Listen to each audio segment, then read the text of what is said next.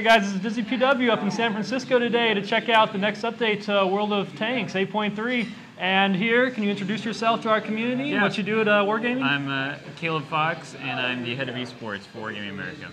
And he's fantastic at this game. We had to stack all the press against him to take him down. It's pretty ridiculous. So tell us, with these new tanks coming out, what do they specialize in? What are the powers? I saw they're a little bit faster than some of the other nations.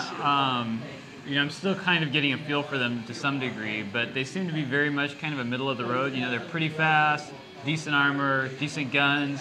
They don't necessarily excel at any one thing. They're just kind of fairly good at everything.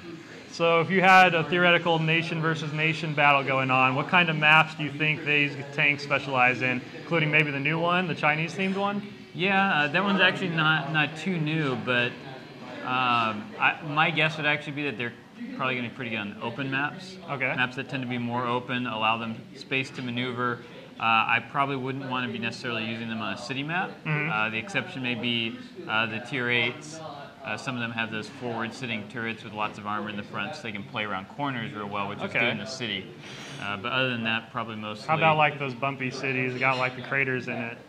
Yeah, that can actually be, those craters can be really useful. You can get your tank down in there, and all they can hit is the front of the turret, and you won't penetrate on there pretty much ever. So that can be extremely useful.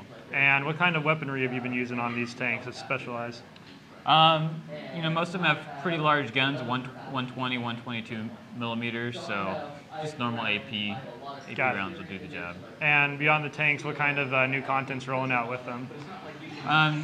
Most of it is in the area of some changes we're making, like artillery are seeing some changes overall, especially to the higher tier artillery, reducing some of the HE explosion radius and increasing their mobility a little bit, the artillery mobility. Those are some of the primary changes. Other than that, just some fixes and optimizations mostly. Fantastic. And then I remember reading something about Wargaming funding excursions into the Burma area, looking up some old planes. Are you guys looking to expand into that, or is that more just for World of Warplanes?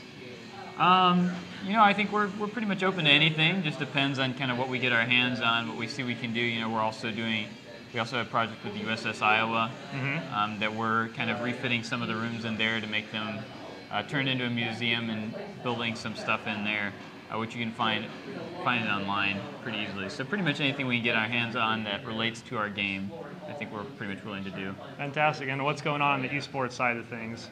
We're gearing up for this next year. We haven't made any major announcements yet, but there's some very big things to come in 2013.